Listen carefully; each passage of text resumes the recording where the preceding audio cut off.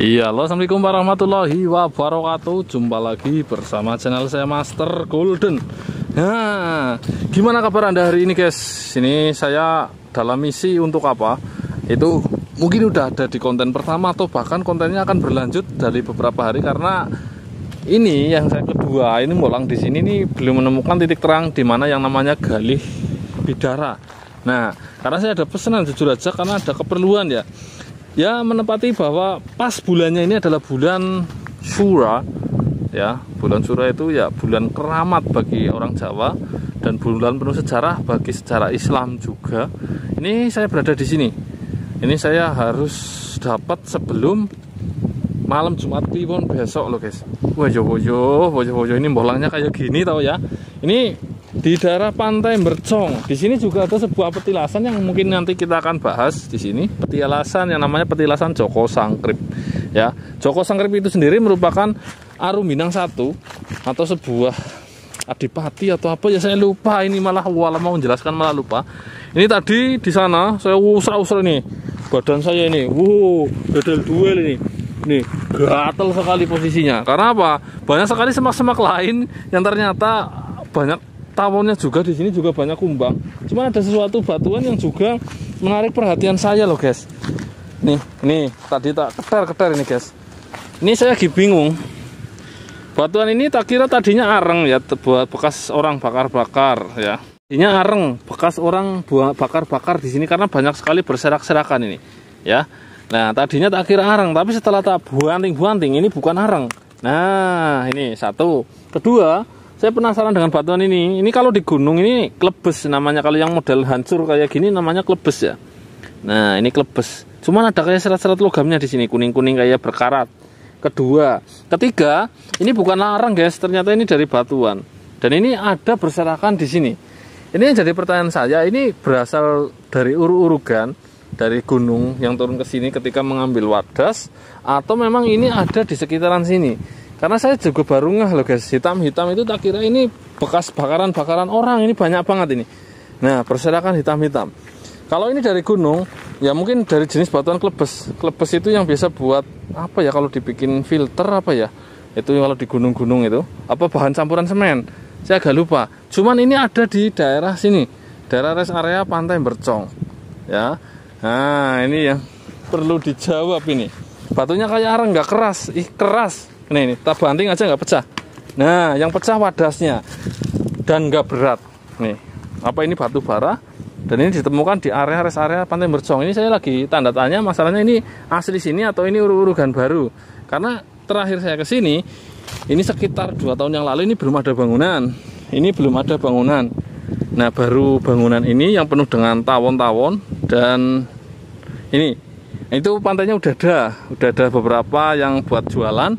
Ini, tapi ini kayaknya diberdayakan ini pantai ini, Pantai Mercong. Saya baru tahu ketika masuk ini. Kalau 2 tahun yang lalu saya nggak tahu. Ini rumah penuh dengan lubang-lubang yang namanya lubang apa ya? Lubang kumbang loh, guys. Nah, ini nggak ada yang berani ketika saya masuk, kumbangnya pada nongol. Ini nggak ada yang berani. Kalau berani tak makan ini, guys. Nah, ini ada yang udah koit kumbangnya ya, nggak tahu ini. Nah, itu udah koit jatuh. Oke, kita kesini aja.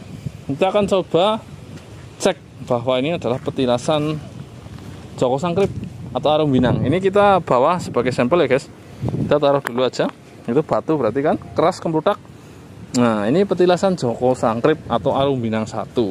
Nah, banyak sekali literasi atau bahasan-bahasan yang mengarahkan bahwa petilasan ini adalah petilasan Joko Sangkrip ya. Nah, ini saya mendekati Arum Minang 1 atau Joko Sangkrip. Itu merupakan putra Pangeran Puger ya, atau Pakubuwono Kesultanan Surakarta 1. Nah, di sini ini tercium aroma wewangian karena memang ada beberapa yang telah menebar wewangian ya.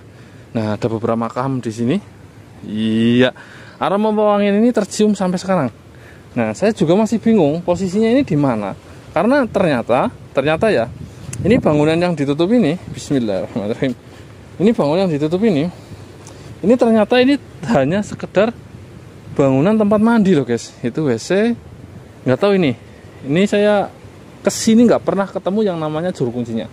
Oke, Nah ini kayaknya di sini kayaknya ya, ini antara bangunan tertentu. Ini ada literasi atau apa ya, petunjuk-petunjuk dari sebuah naskah Belanda yang menunjukkan bahwa di sini juga ada semacam petilasan udah dari zaman dahulu. Ada fotonya juga. Dulu zaman dahulu itu udah ada bata-bata di sana, benteng Batakulunya di sana.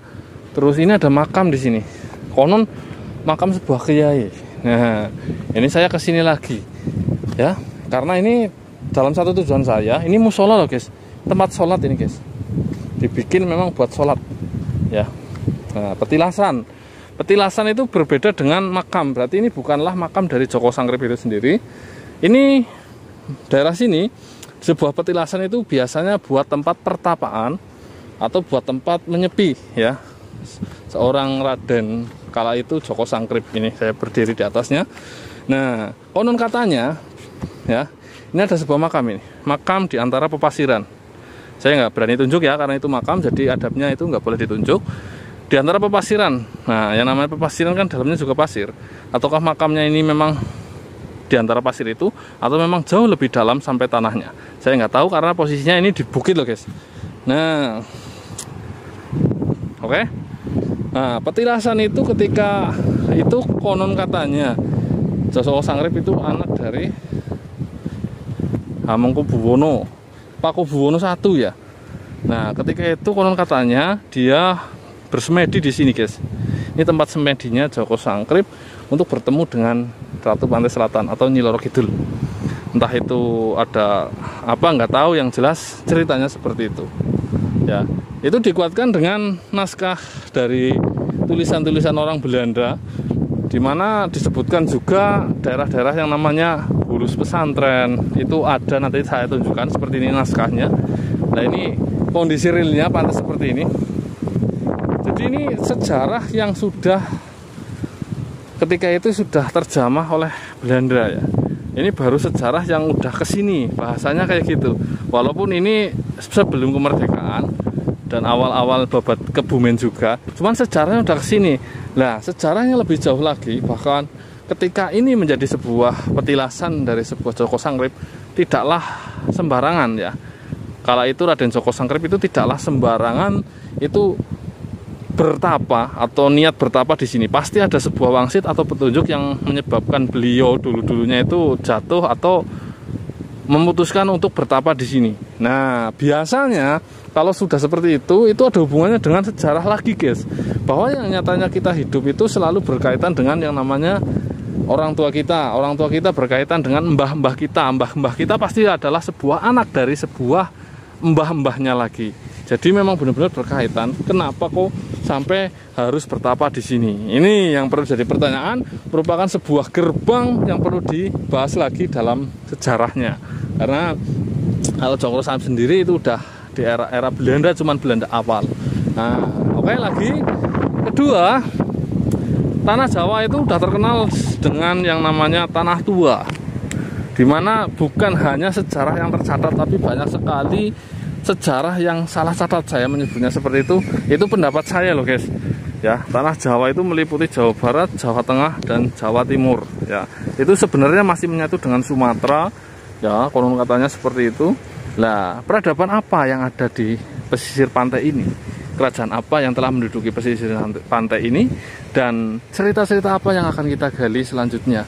Karena menggali sejarah tempat masing-masing itu merupakan sebuah teka-teki ya, merupakan sebuah kegiatan mengumpulkan puzzle-puzzle. Ibarat puzzle itu kecilnya sebesar-besar pasir.